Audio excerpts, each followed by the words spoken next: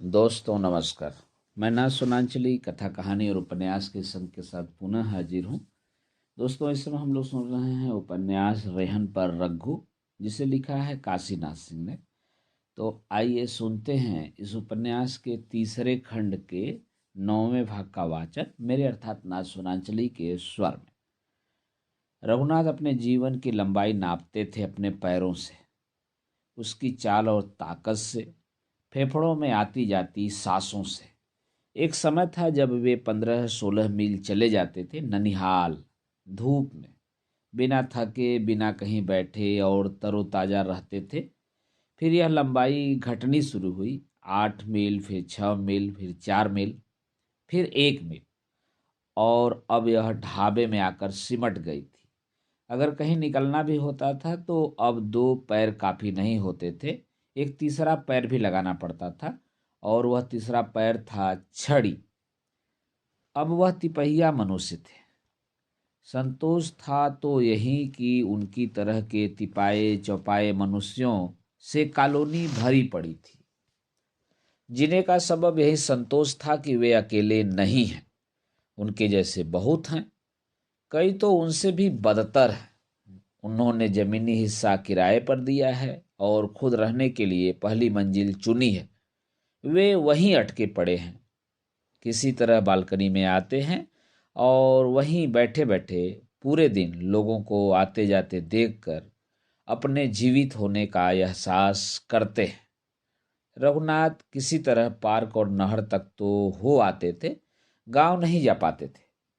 यहाँ से 3 व्हीटर या टेम्पो लेना, बस अड्डे जाना, बस में धक्का मुक्की के बीच 4 घंटे बैठे रहना, नहर पर उतरना, फिर वहाँ से पैदल 1.5-2 किलोमीटर गांव जाना मुश्किल हो गया था। जोड़ों में दर्द भी रहने लगा था अब। लेकिन जैसे जैसे गांव जाना कम होता गया, वैसे वैसे वहाँ की जमीन जायदाद की चिंताएं बढ़ती ही गई थी। सोनल ने उन्हें ढाबे से हटाकर घर के गेस्ट रूम में रख दिया था। वे ठंड से तो बच गए थे, लेकिन खिड़की के पास बैठकर रात भर अपने गांव और खेतों में घूमते रहते और सनही को सलाह देते रहते। थक जाते तो बाकी समय यह सोचने में लगाते कि आखिर सोनल उनकी कौन है, न बहू न बेटी, कि उसके घर में बैठे हुए हैं। जो उनके हैं वे जाने कहाँ कहाँ हैं, उन्हें तो फिक्र भी नहीं है। पूरा कुनबा जिसकी एक एक ईंट उन्होंने जोड़ी थी बिखर चुका है। शीला, यहाँ तक कि शीला को भी अपनी बेटी के घर बैठकर झाड़ू लगाना और खाना बनाना मंजूर, लेकिन बहू के यहाँ मंजूर नहीं। और अब तो यह बहू भी कहाँ रह गई। शीला या जिसे भी पता चलेगा 10 बात उन्हीं को सुनाएगा, उल्टे की किस हैसियत से वहाँ हैं आप। यही बेचैनी एक सुबह उन्हें कॉलोनी के शर्मा पीसीओ ले गई। उन्हें सर्दी जुकाम था, कई दिनों से बाहर नहीं निकल रहे थे। सोनल ही नहीं निकलने देती थी, लेकिन अपने दोनों बेटों से फाइनल बात करने के इरादे से खिसक आए थे चुपचाप। सबसे पहले संजय को उन्होंने फ़ोन किया। यही 8 साढ़े 8 का समय होता था जब सोनल कंप्यूटर पर बैठती थी। हेलो, मैं बनारस से रघुनाथ। अपने पास रखो यह चरण स्पर्श। शर्म आती है अपने आप को कहते हुए मुझे। जो कमीनापन दिखाया तुमने, उसमें मुझे बात नहीं करनी चाहिए, लेकिन बकवास बंद करो। सुनो, मैं अशक्त हो गया हूँ। जिंदगी का कोई ठिकाना नहीं, कब क्या हो। अब खेती मुझसे नहीं होगी। या तो आकर संभालो या बताओ क्या करूं गांव की जमीन जायदाद का। धनंजय से तो पूछूंगा ही, लेकिन बड़े हो तुम, मालिक हो, तुम क्या कहते हो। नहीं, नहीं, हम वो सब करेंगे जो आप कहेंगे। कहिए तो सुझाव दीजिए अपना। हूँ तो सब बेच दें, उस पैसे से 1-1.5 कमरे का बनारस में फ्लैट ले लें, बाकी जमा कर दें और उसके सूद से दोनों परानी जिए खाएं। हाँ हाँ, पेंशन तो रहेगी ही, लेकिन सुनिए, यह काम अपने माँ बाप के लिए आप ही कीजिए। यह मुझसे न होगा, इसलिए कि यह पाप मैं अपने हाथों नहीं करूँगा, इसलिए कि वह पुरखों की चीज़ है। उनकी धरोहर है। दूसरे की चीज़ बेचने का हक मुझे नहीं है। नहीं, मैं बिल्कुल सेंटिमेंटल नहीं हूँ, लेकिन मेरे खेत जमीन नहीं है। इन्हें जिन्स या माल मानने के लिए तैयार नहीं हूँ। और सुनो, अपनी सलाह अपने पास रखो, साले नमक हरा। उन्होंने फ़ोन रख दिया। कुछ देर सोचते रहे कि दूसरा फ़ोन करें या नहीं। आखिरकार लगा ही दिया नंबर। हेलो, धनंजय है क्या? उधर से एक महिला का स्वर आता है। मैं रघुनाथ, उसका पिता। धनंजय, हेलो राजू, तुम बनारस आए लेकिन गांव पर नहीं आए। मैं इंतजार ही करता रह गया। मौका नहीं मिला तो नहीं मिला, जाने दो। ऐसा है बेटा कि मैं अब किसी लायक नहीं रहा। काम धाम होता नहीं, समस्या है खेतों की, उनकी क्या करूं? नहीं, वह तो ठीक है, लेकिन स्नेही कब तक देखेगा? उसे लोग करने नहीं दे रहे हैं। उनकी आंखें लगी हैं हमारे खेतों पर। लेकिन फायदा आज बेचने में नहीं है, अभी भाव चढ़ रहे हैं जमीन के। समझो 5 साल में ही दुगने हो जाएंगे। तो अभी रुक जाएं। मान लो रुक जाएं, लेकिन उससे पहले ही मैं चल बसूं तो? संजय भी बाहर, तुम भी बाहर, फिर कौन? ठीक है, बेच देता हूँ, लेकिन उतने पैसों का कुछ करना पड़ेगा ना। क्या करूँ उनका? आधा आधा बांट दूं तुम दोनों भाइयों में? फिर मेरा और तुम्हारी माँ का क्या होगा? हम क्या खाएंगे? अच्छा सुनो, यह बताओ तुम क्या कर रहे हो इन दिनों? अब तक नहीं मिली नौकरी? कितने दिन लगेंगे अभी? तुम ही क्यों नहीं आ जाते? मैनेजमेंट के ज्ञान का उपयोग खेती के ही बिजनेस में क्यों नहीं हो सकता? धनंजय ने फोन काट दिया। हराम खोर। रघुनाथ पीसीओ के बाहर आ गए। साले डोनेशन से पढ़ोगे तो पूछेगा कौन? न काबिलियत है न सिफारिश, चले हैं मैनेजर बनने। वे घर न जाकर सीधे पार्क में गए और लकड़ी की बेंच पर बैठ गए। पार्क के बगल वाली लेन में घर था पारसनाथ शर्मा का, और 3-4 नौकरानियां उनसे उलझी हुई थीं। हफ्ते में 1-2 बार कॉलोनी के किसी न किसी घर के सामने ऐसे सीन हो जाते थे। क्यों होते थे ऐसे सीन, इसे सब जानते थे, इसलिए उसे महत्व भी नहीं देते थे। था यह कि हर घर में बांग्लादेशी नौकरानियां थीं, 16-17 की उम्र से लेकर 35-40 साल की। बूढ़ों में से किसी न किसी की बुढ़िया अपने बेटे पतोह के पास बाहर चली जाती थी कुछ महीनों के लिए। बूढ़ों में शायद ही ऐसा कोई बूढ़ा था जिसे अपने जवान होने का भ्रम न हो, और वे समय समय पर यह परीक्षण न करना चाहता रहा हो कि अभी उसमें कुछ बचा है या नहीं। तृष्णा का मारा हर बूढ़ा प्यार दुलार पुचकार के नाम पर ऐसी छूट ले लेता था, और नौकरानियां भी साबुन तेल नेल पॉलिश लिपस्टिक या 15-20 रुपए बख्शीश पाकर संतोष कर लेती थी। वे उनके यहाँ काम करते हुए अकुंठ भाव से सुरक्षित महसूस करती थीं। समस्या यहाँ खड़ी होती थी जहाँ बूढ़ा अपनी नौकरानी की सेवा के मुताबिक बख्शीश देने में आनाकानी करता था। यह प्रणय कलह जैसा मामला होता था, जिसमें किसी तीसरे को दखल देने या बीच बचाव करने की जरूरत नहीं पड़ती थी। विस्तृत जानकारी के लिए पत्रकार सुशील त्रिपाठी की स्टोरी पढ़िए। आखिर अशोक विहार के ही प्रवेश द्वार पर मर्दाना कमजोरी एवं शिश्नोत्थान की समस्या निवारण की जड़ी बूटियों वनौषधियों से सर्दिया इलाज का पीला तंबू साल भर क्यों तना रहता है? इस कलह कोलाहल से निरपेक्ष रघुनाथ बेंच पर धूप सेवन कर ही रहे थे कि उन्हें खोजते हुए पुराने मित्र जीवन नाथ वर्मा आ पहुंचे। उनके साथ ही रिटायर हुए थे और रसायन शास्त्र के अध्यापक थे। नगर में बेटे बहू के साथ साकेत विहार में रहते थे। कार्यकाल के दिनों में कुछ लोग उन्हें पागल समझते थे और कुछ जीनियस। चना चबेना पर जीवित रहने वाली भारत की 80% जनता उनकी चिंता का विषय थी। वे भी शौकीन थे भसा में भूजे गए चने मटर लाई चूड़ा भुट्टे के। भारी मुसीबत थी आम आदमी की। कड़ाही जुटाओ, बालू या नमक का बंदोबस्त करो, चूल्हा जलाओ, उसके गर्म होने और धधकने का इंतजार करो, तब कहीं भूजा तैयार हो। ऐसा नहीं हो सकता कि यह सब झंझट न पालना पड़े। वर्षों के चिंतन मनन के बाद उन्होंने एक प्रयोग किया। चूंकि यह राष्ट्रीय स्तर की समस्या थी जिसका समाधान उन्होंने ढूंढा था, इसलिए उनकी हार्दिक इच्छा थी कि उद्घाटन वैज्ञानिक एपीजे अब्दुल कलाम करें। लेकिन अड़ंगा लगाया रघुनाथ ने। उन्होंने कहा कि प्रयोग अभी प्रक्रिया में है, इसलिए आयोजन स्थानीय स्तर पर ही हो। काफ़ी खर्च किया वर्मा ने। घर के आगे तंबू लगाया, 30 अध्यापकों के लिए 30 कुर्सियां मंगवाई, कैटरर से 40 तस्तरियां मंगवाई, माइक लगवाया, सभी अध्यापकों की इस तस्तरी में 4-4 चने रखे। प्रिंसिपल जिन्हें उद्घाटन करना था उनकी तस्तरी में 5। तालियों की गड़गड़ाहट के बीच प्रिंसिपल ने मुंह में 5 चने डाले और कुछते ही थूक दिया। माइक पर सिर्फ एक वाक्य बोले, ये चने लोहे के हैं या जहर हैं। सभी अध्यापकों ने चखे बगैर ही प्लेटें फेंक दी और चले गए। उनके अनुसार वर्मा ने उनका अपमान किया था और वर्मा के अनुसार उन्होंने वर्मा का। प्रयोग यूँ तो गोपनीय था, उसके बारे में बताया भी नहीं जा सकता था, लेकिन रघुनाथ को जो जानकारी थी वो यह, वर्मा ने झाड़ पोंछ कर जमीन पर 1 किलो चना फैलाया, उस पर स्प्रिट छिड़का, तीली जलाई, लपक उठी और चने भून गए।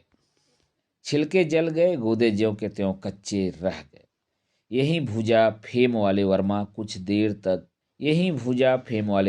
कुछ देर दूर से उन्हें घूरते रहे और धीरे से बुदबुदाए, रघुनाथ।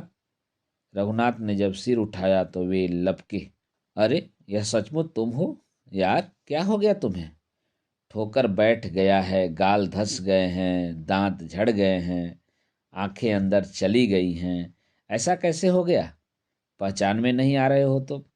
रघुनाथ हंस खड़े हुए, उन्हें बाहों में लिया और अपने साथ बिठाते हुए बोले, कैसे इधर? कुछ नहीं यार, गए थे कल पेंशन ऑफिस। जब लौटने लगे तो बड़े बाबू ने पूछा, रघुनाथ जिंदा हैं कि गुजर गए? मैंने पूछा, ऐसा कैसे बोल रहे हो? उसने कहा, फाइल बंद पड़ी है उनकी, मई से पेंशन नहीं चढ़ी है। क्यों? उसने कहा कि उन्होंने लाइफ सर्टिफिकेट नहीं दिया है। तो मैं आज यहीं देखने आ गया कि मामला क्या है। बहुत अच्छा किया, इसी बहाने तुमसे भेंट तो हो गई। लेकिन दिया क्यों नहीं तुमने? उसमें कुछ करना तो है नहीं, फार्म भर कर रजिस्ट्रार को देना है, वह 10 रुपये लेगा और प्रमाणित कर देगा, फिर साल भर की चिंता खत्म। रघुनाथ ने बड़े बूझे मन से कहा, जीवनाथ, मुझे 10 रुपये के जीवन में कोई रुचि नहीं है।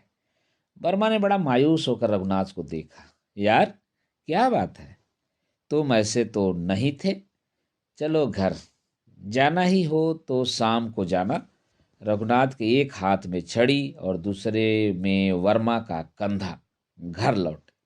दोस्तों अभी आप सुन रहे थे उपन्यास रेहन पर रघु के तीसरे खंड के 9वें भाग का वाचन मेरे अर्थात ना सोनांचली के स्वर में। दोस्तों लीजिए सुनिए उपन्यास रेहन पर रघु के तीसरे खंड के 10वें भाग का वाचन। जीवनाथ वर्मा जाते जाते एक नई मुसीबत खड़ी कर गए थे, यह कहते हुए कि अपनों के लिए बहुत जी चुके रघु, अब अपने लिए जियो। यह वह बात थी जो कभी उनके दिमाग में नहीं आई। अपनों से अलग भी अपना कुछ होता है क्या? क्या बेटे अपने नहीं थे? बेटी अपनी नहीं थी? बीबी अपनी नहीं थी? खेत खलिहान अपने नहीं थे? यह जरूर है कि इनमें से हर एक अपने लिए उनका जीवन चाहता था। किसी को इस बात की परवाह नहीं थी कि वे जी रहे हैं या मर रहे हैं। उसकी अपनी ज़रूरत सबसे ऊपर होती थी और नहीं चाहता था कि कोई उस पर सवाल उठाए। आप उसे अपने रास्ते जाने दें और जाने देने में मदद करें तो आपसे अच्छा कोई नहीं। लेकिन क्या उनकी ज़िंदगी ही रघुनाथ की अपनी ज़िंदगी थी? नहीं, होनी चाहिए थी अपनी अलग से, जो नहीं हुई, नहीं रही। और जीवनाथ वर्मा यह तब कह रहे थे जब कान सुन नहीं सकते, आंखें देख नहीं सकती, जबड़े चबा नहीं सकते, कमर सीधी नहीं हो सकती, और यह सारा कुछ अपनों के प्रति पिता और पति के कर्तव्य की भेंट चढ़ गया। वे यह मानने के लिए हरगिज तैयार नहीं कि वे अपनों के वेश में दूसरे थे। वे कहीं से टपके नहीं थे, अनचाहे भी नहीं थे। रघुनाथ स्वयं कृतज्ञ भाव से शीला को दूसरे के घर से लाए थे। यह उसका उन पर उपकार था कि उन्हें न जानते पहचानते हुए भी उनके साथ आई थी और एक नई दुनिया रचने में उनका साथ दिया था। आखिर किस उम्मीद से रघुनाथ शीला ने मिलकर रची थी यह दुनिया? वे इतने निष्प्रिय और निस्वार्थ तो नहीं थे।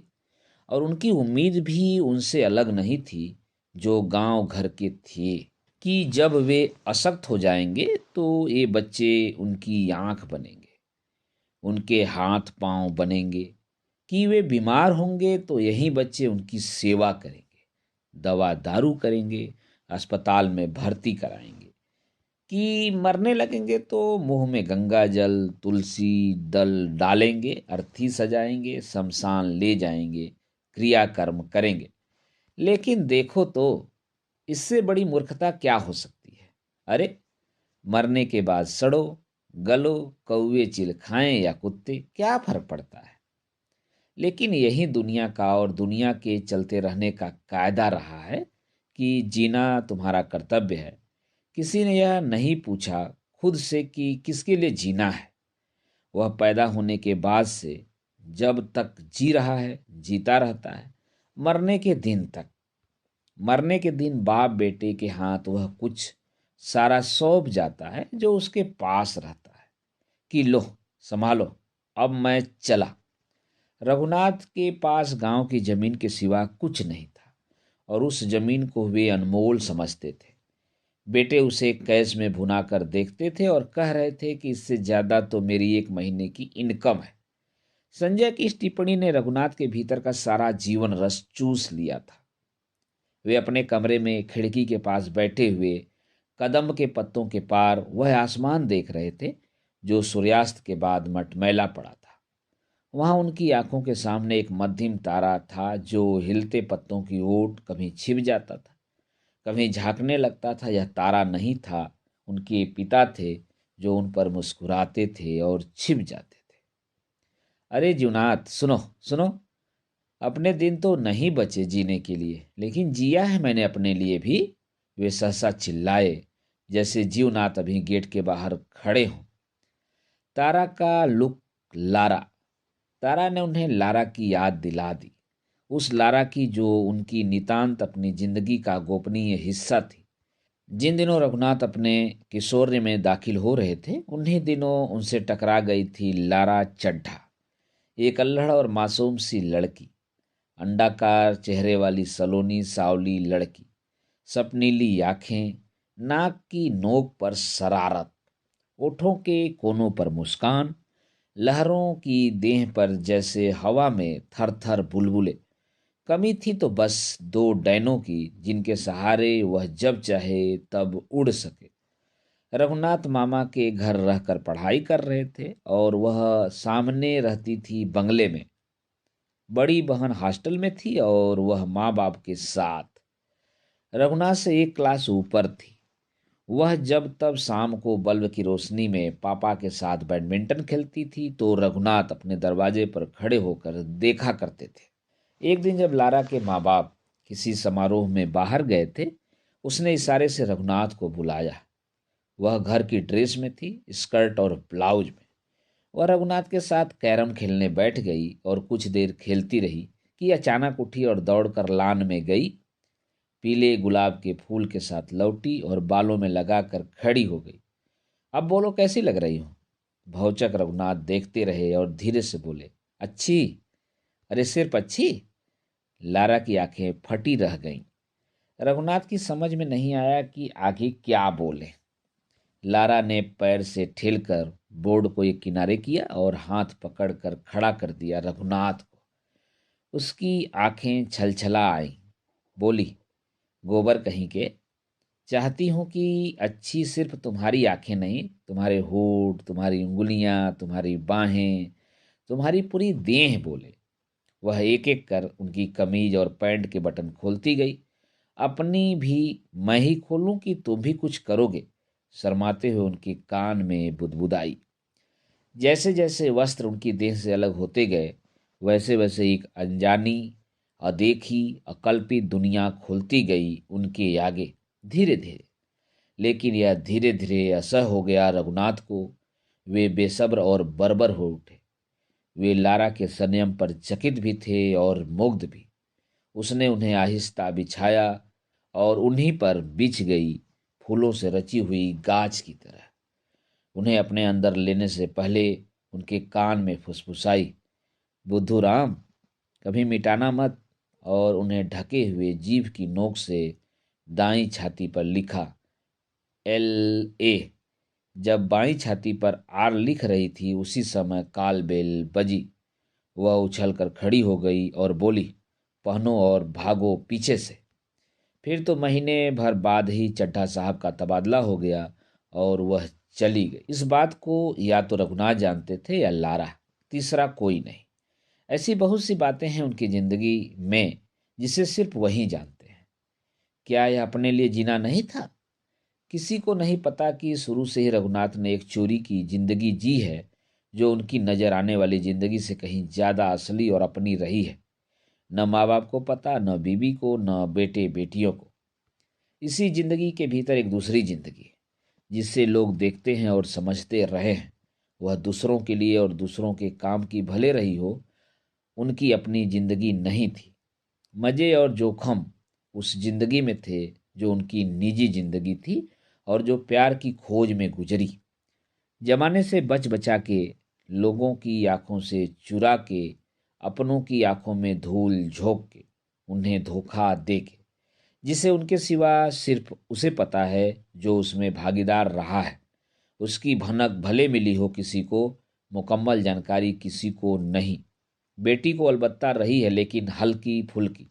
मुकम्मल जानकारी तो तुम्हारे कमीनेपन की भी नहीं है किसी को रघुनाथ। वह भी चोरी का ही जीवन था तुम्हारा। तुम हॉस्टल में थे उन दिनों। तुम्हारा जिगरी दोस्त श्री राम तिवारी भेंट करने आया था तुमसे। आया था तो अस्पताल अपनी माँ को लेकर। उसकी हालत सीरियस थी। माँ को अपने भाई के जिम्मे छोड़कर तुमसे मुलाकात करने आ गया था। जब वह जाने लगा तो उसकी जेब से गिरे हुए धागे में बंधे नोट तुमने देखे थे और चुप रहे। बाद में गिने तो 103 रुपये। माँ को दिखाकर घंटे भर बाद फिर आया, चिंतित, परेशान और बड़बड़ाया। आते ही वह जहाँ बैठा था वहाँ, फिर चौकी के नीचे, मेज पर, उसके नीचे, कमरे में चारों ओर देखता रहा। समझने के बावजूद तुमने उससे पूछा, क्या बात है? कुछ रुपए थे दवा के लिए, मिल नहीं रहे। और कहीं तो गया नहीं, तुमने तो नहीं देखे? और तुमने जवाब दिया था, अस्पताल की भीड़ भाड़ में संभल कर रहना चाहिए था। वहाँ जितने पेशेंट आते हैं उतने ही चोर और जेबकतरे भी। यह आम शिकायत है। नहीं यार, और कहीं गया ही नहीं। गिरा होगा तो यहीं, और कहीं गिरने या जेब कटने का सवाल ही नहीं है। तो देखो ना, कहाँ है यहाँ पर? तो रघुनाथ, यह भी तुम ही थे। वहीं तुम्हारी निजी जिंदगी। अगर यही जिंदगी लोगों को पता चल गई होती तो तुम इतने आदरणीय और गण्यमान रह गए होते या नहीं, खुद सोचो। रघुनाथ ने सोचा और वर्मा की अपने लिए जियो की सलाह पर अविचलित रहे कि इस दगाबाज आदर और प्रतिष्ठा के मुकाबले आत्मा का यह नंगापन और खुलापन कहीं ज़्यादा अच्छा है, अपने लिए भी और समाज के लिए भी। यह सिर्फ आदमी का नहीं, समाज की विसंगतियों का चेहरा है जो ढका तुपा है। समाज जाने कि अगर मैं कमीना हूँ तो इस कमीनेपन का गुनाहगार अकेला मैं नहीं हूँ, वह भी है, बल्कि कहिए कि उसी की वजह से मैं हूं। पापा, सोनल ने दरवाजे से आवाज दी। आप अभी तक अंधेरे में लेटे हैं? उसने स्विच ऑन किया और कमरा रोशन हो गया। रघुनाथ की आंखें चौधी आईं, फिर फैल गईं। पहली बार सोनल के साथ एक नौजवान, लंबा, खूबसूरत, आंखों पर नहीं, माथे पर चश्मा, कंधे पर झोला, खादी के कुर्ते और जींस की पतलून में, एक हाथ में लिपटा हुआ अखबार। रघुनाथ उठकर बिस्तर पर आ गए।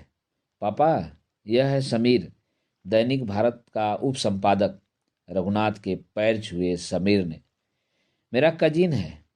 मैंने बताया था आपको, भूल गए होंगे। जिन दिनों पटना में रिसर्च कर रही थी उन दिनों यह भी था वहीं।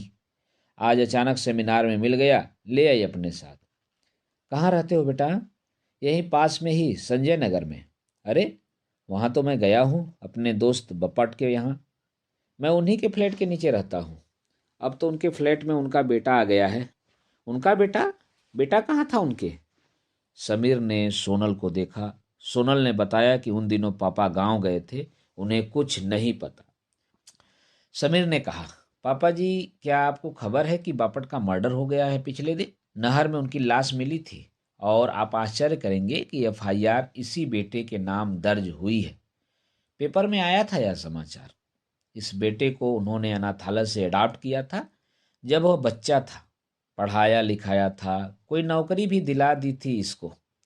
क्योंकि इसका चाल चलन अच्छा नहीं था, इसलिए निकाल दिया था उन्होंने घर से। यह चाहता था कि अपने रहते फ्लैट उसके नाम लिख दें।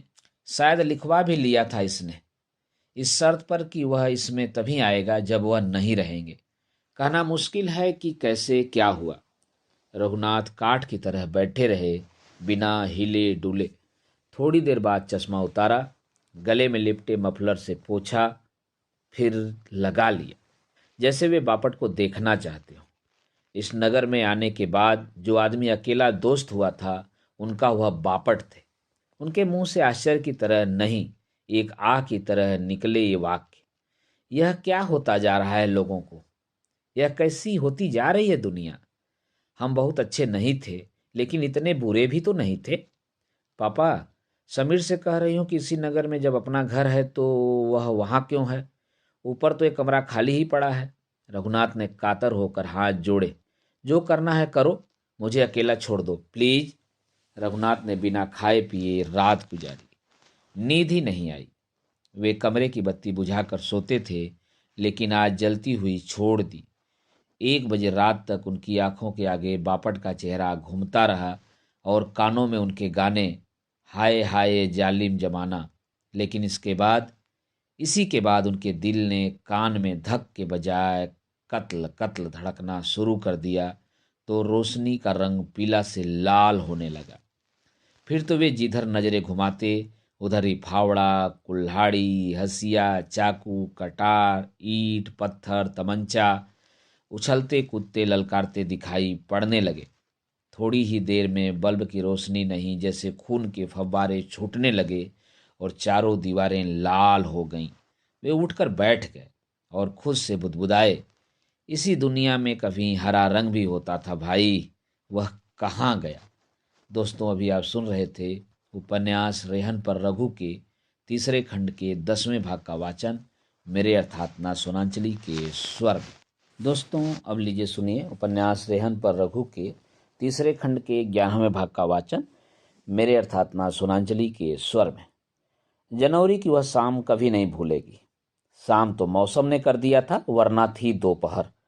थोड़ी देर पहले धूप थी। उन्होंने खाना खाया था और खाकर अभी अपने कमरे में लेटे ही थे कि सहसा अंधड़ घर के सारे खुले खिड़की दरवाजे भड़भड़ करते हुए अपने आप बंद होने लगे, खुलने लगे। सिटकनी छिटकी और कहीं गिरी, बेवड़े कहीं गिरे, जैसे धरती हिल उठी हो, दीवारें कांपने लगी हो। आसमान काला पड़ गया और चारों ओर घुप अंधेरा। वे उठ बैठे। आंगन और लान बड़े बड़े ओलों और बर्फ के पत्थरों से पट गए और बारजे की रेलिंग टूटकर दूर जा गिरी, धड़ाम।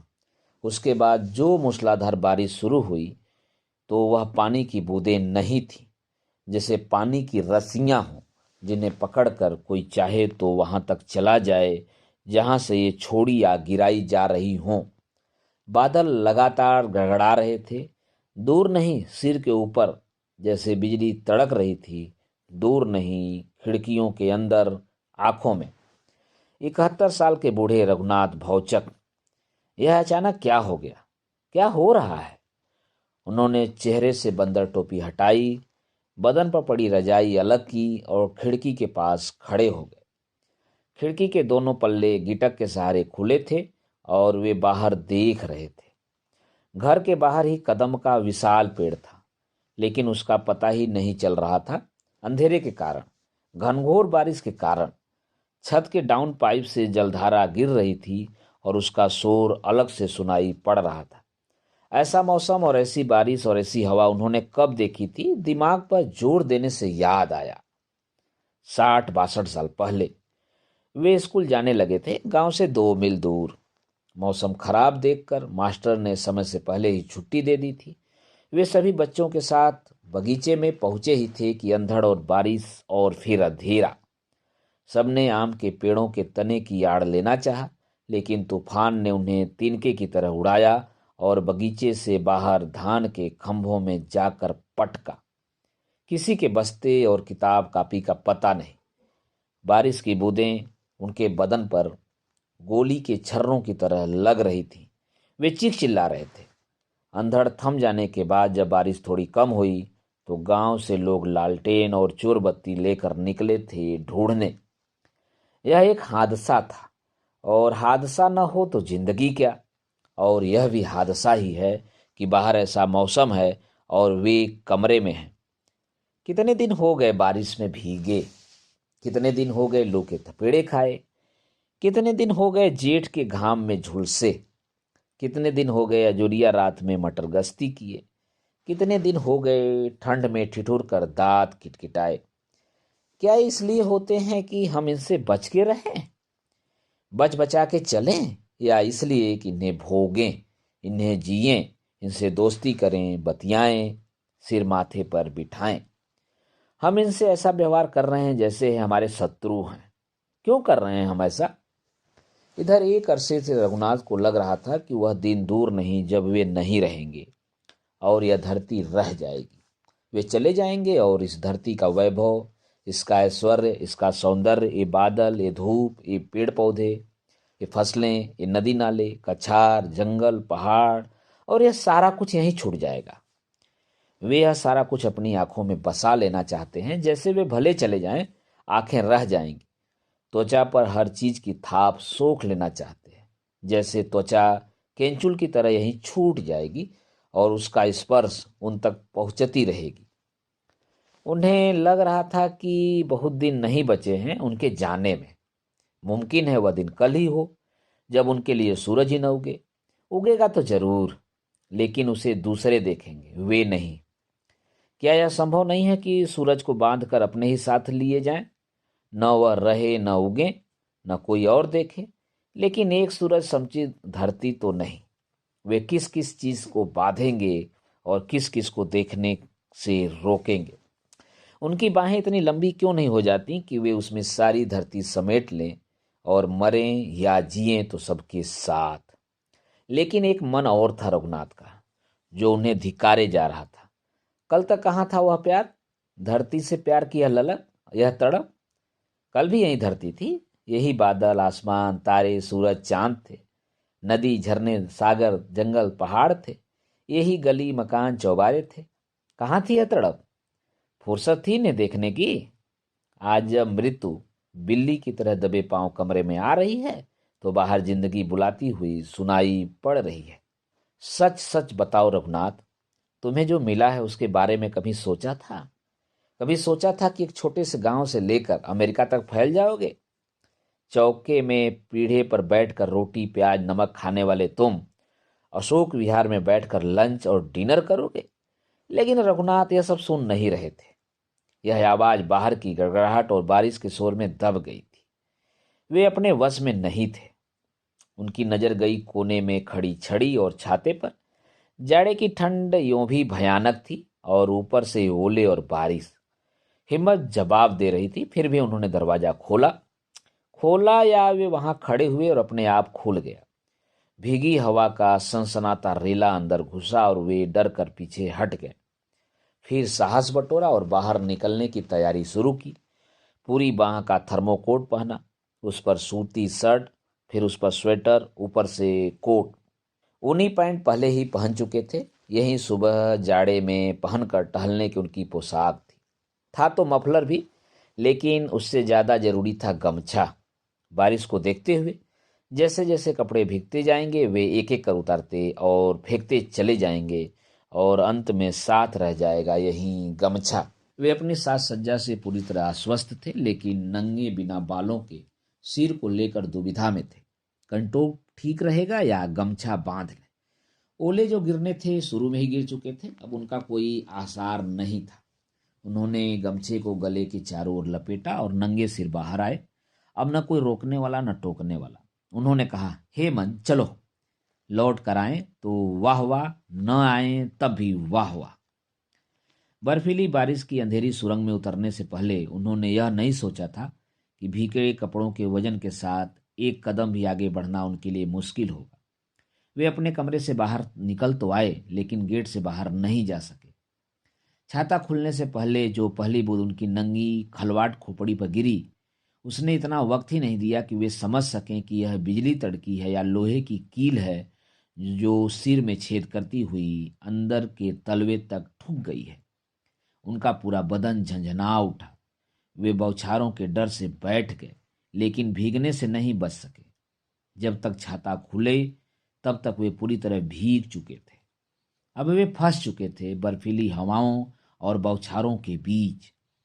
हवा तिनके की तरह उन्हें ऊपर उड़ा रही थी और बौछारें जमीन पर पटक रही थी। भीगे कपड़ों का वजन उड़ने नहीं दे रहा था और हवा घसीटे जा रही थी।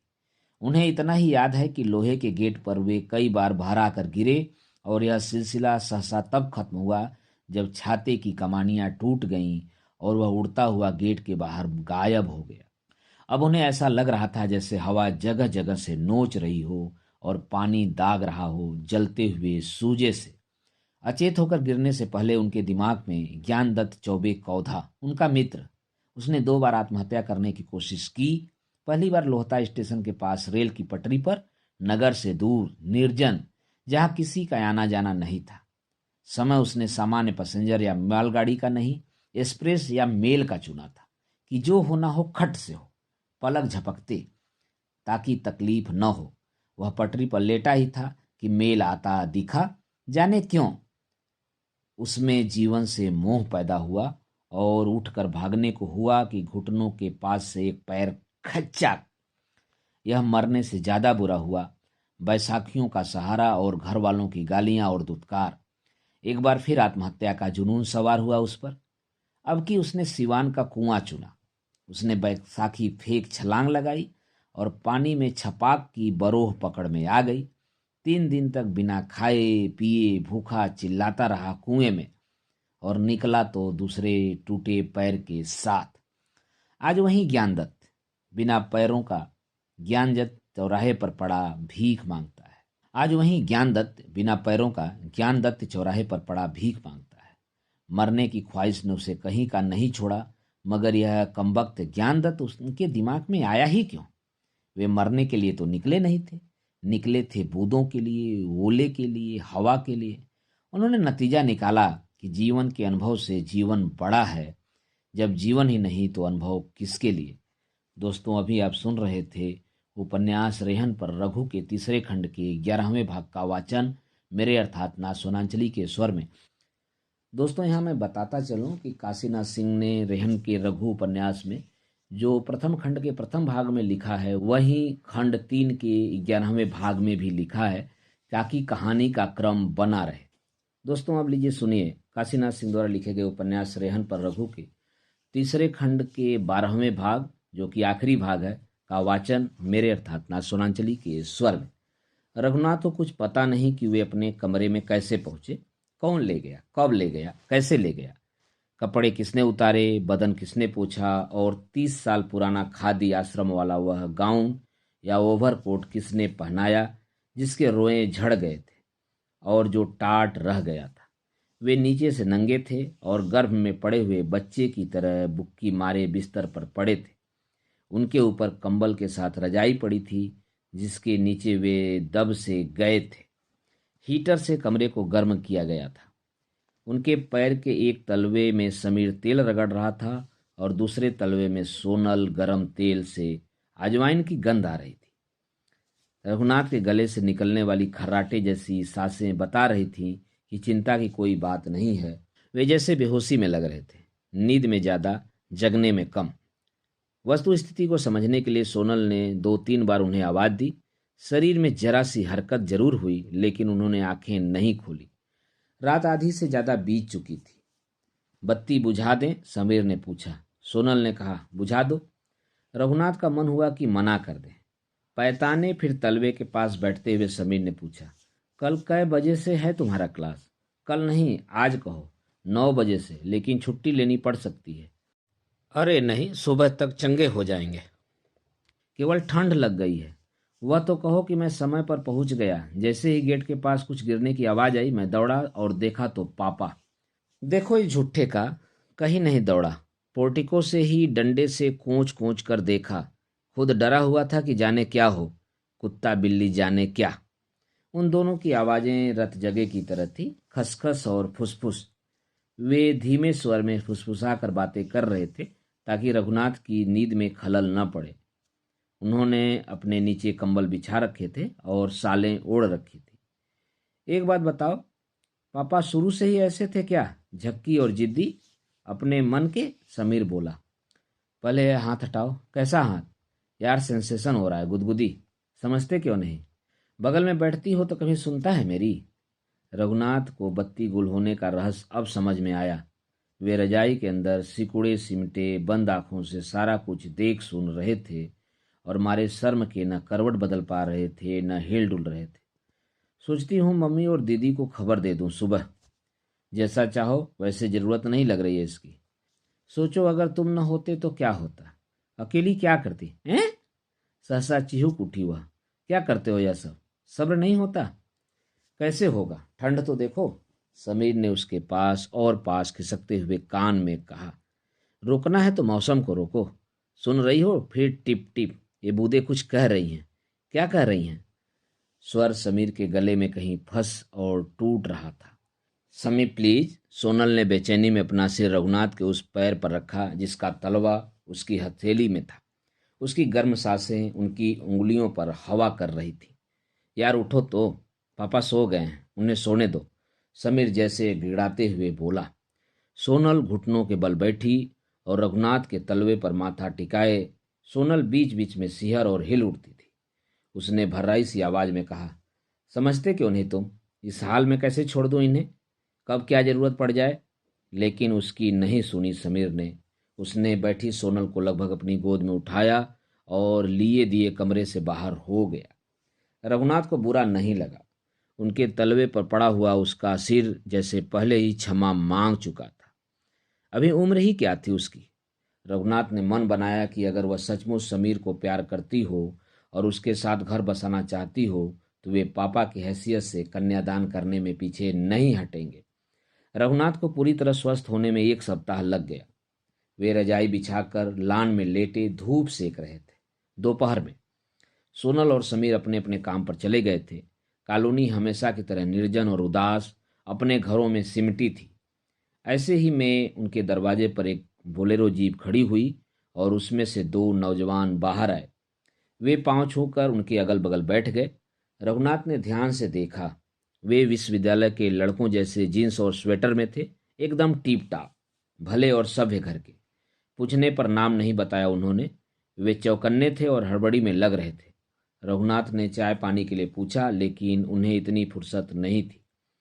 सर, इन पर सिग्नेचर कर दीजिए। एक ने एक कागज बढ़ाया जिस पर पहले से कुछ लिखा था। रघुनाथ ने चश्मा लगाकर पढ़ना शुरू ही किया था कि दूसरे ने छीन लिया। हमसे पूछिए ना, हम बता देंगे, पहले सिग्नेचर करो। रघुनाथ ने उसे घूर कर देखा। उसने रिवॉल्वर निकाल कर दरी पर उनके आगे रख दी। कितना दिया नरेश ने? 80,000? 1 लाख? इससे ज्यादा कीमत तो नहीं है जमीन की। सिग्नेचर करते हो कि नहीं? वह तो कर देंगे, लेकिन मैं 2 लाख दिला दूं तो? 2 लाख कहाँ से दिलाओगे? इसे तुम्हें मतलब? दिला दूं तो? दोनों ने एक दूसरे को देखा। तो जो कहो कर देंगे। मार दोगे नरेश को? वह भी कर देंगे, लेकिन मैं उसे मारने के लिए नहीं कहूंगा। काम वह करो जिसमें खतरा न हो, रकम हो, लज्जत हो। जितनी मामूली रकम के लिए दौड़े आए हुए हो उतनी ही पेशाब करता है मेरा एक बेटा। इसीलिए इतना बास मार रहे हो? उसी में नहाते हो क्या? लंबा वाला लड़का व्यंग में हंसा। क्या बोले? रघुनाथ अपनी हथेली कान पर ले गए। जरा ऊंचा बोलो। कुछ नहीं, बताओ क्या करना है। पहले तमंचा जेब में रखो और वह कागज हमें दो या फाड़ दो। हाँ बोलो। रिवॉल्वर जेब में रख लिया दूसरे ने। मुझे ले चलो, अगवा करो मुझे और फिरौती मांगो 2 लाख। कौन देगा तुम्हारे जैसे सड़े गले बुढ़े का 2 लाख? सिर्फ 2 लाख इसलिए कि रकम नहीं अखरेगी देने में। मिल भी जाएगी और हत्या से भी बच जाओगे। अरे देगा कौन इस सड़े गले का? सड़ा गला तुम्हारे लिए हूं, बेटों के लिए नहीं।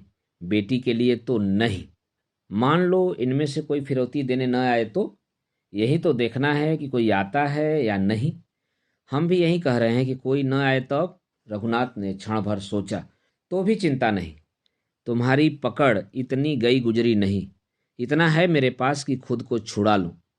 बैठे रहो, हिलना मत। दोनों उठे, थोड़ी दूर जाकर आपस में खुसर फुसर किया, फिर वहीं से आवाज़ दी, ठीक है चलो, तो आओ समेटो रजाई।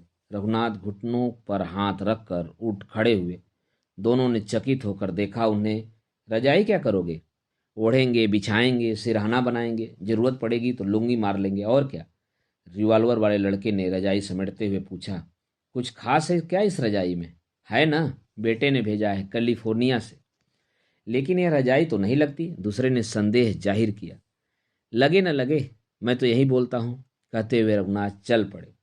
ए बुढ़े, चलता कहाँ है? कम से कम पैसा तो रख ले, 10 दिन के फोन फान, राशन पानी, पेट्रोल वगैरह का। खाएगा क्या? सब हम ही करेंगे तो तुम क्या करोगे?